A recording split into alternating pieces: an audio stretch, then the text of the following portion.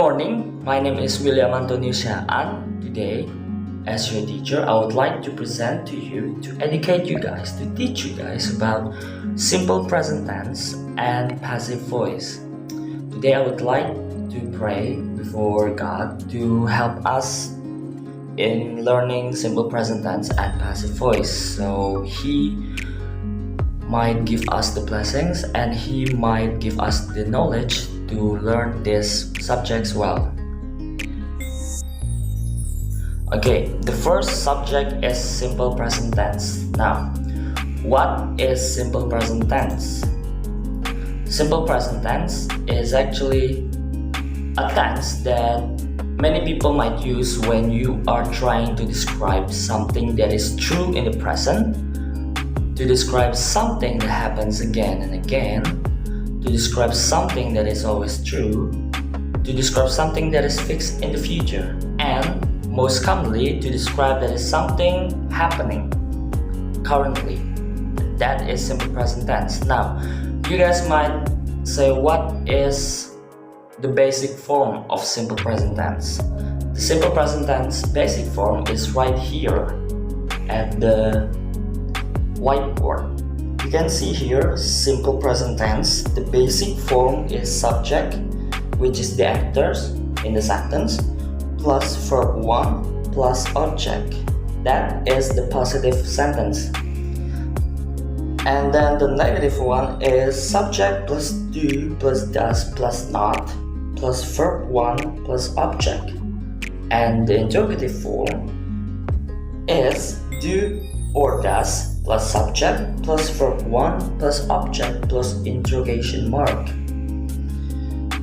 Simple present tense is like what it says in the sentence, which is simple.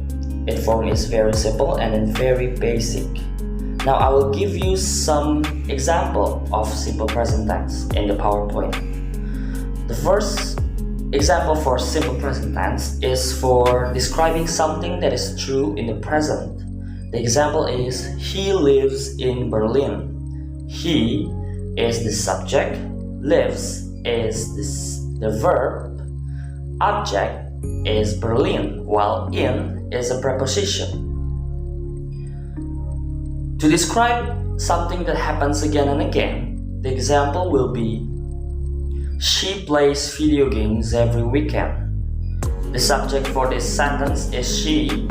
The verb is plays, the object is video games, while every weekend is the explanation for the time, or the adverb. Adverb means you describe about the verb, which is about the time, the place, or even the frequent of the verb. Next is you use it to describe something that is always true. The example for this is, the water boils at 100 degrees Celsius. The subject for this sentence is the water.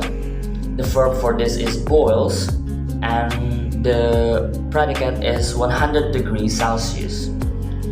To describe something that is fixed in the future, you can use this example. The train leaves at 1945.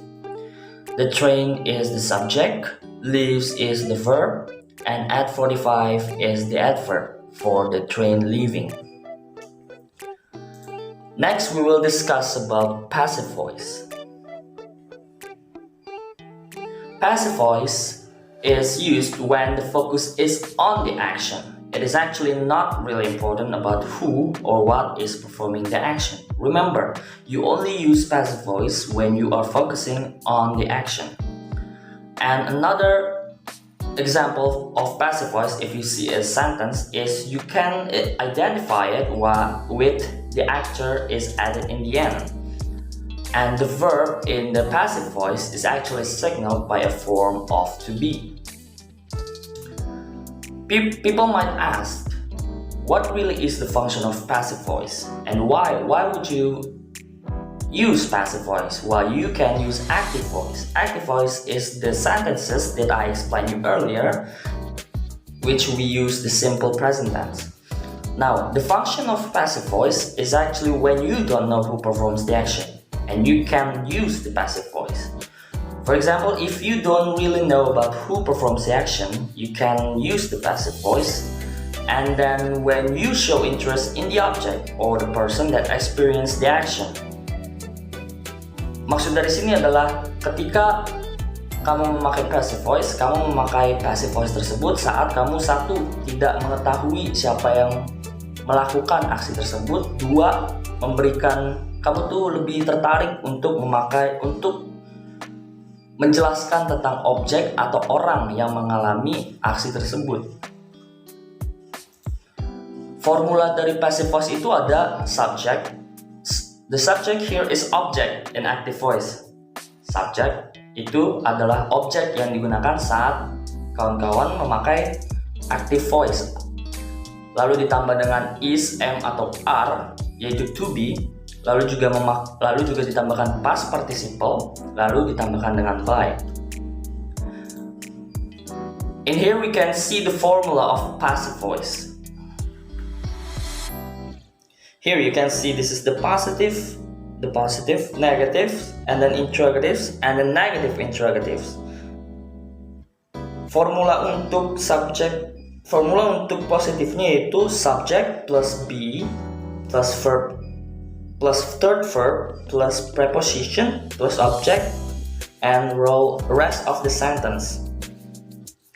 And then the negatives one, subject plus be plus not plus verb 3 plus preposition plus object plus rest of the sentence.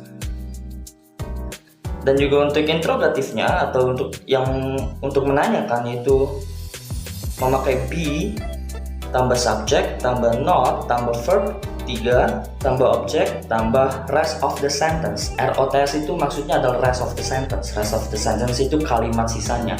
Karena di dalam formula itu kita hanya menjelaskan tentang dasar dari formula tersebut. Tidak semua kalimat akan memakai formula, terutama di akhir-akhir kalimatnya, karena beda-beda kalimat maka beda-beda struktur yang akan dipakai. Lalu juga untuk negatif interrogatif, formulanya itu adalah be plus not plus subject plus verb 3 plus preposition plus object and then plus rest of the sentence. If you guys can use the formula of passive voice, then you guys can start to create the passive voice. Here I give you the examples of the use of passive voice, but we are still using the simple present tense. The first example is the documents are printed by Theo Printers. The second example is the window is opened by him. The third is the shoes are bought by my girlfriend. The fourth is the car is washed by that guy. The fifth is the food is not eaten by me. Kalau kawan lihat di sini adalah untuk contoh pertamanya, the documents are printed by Theo Printers.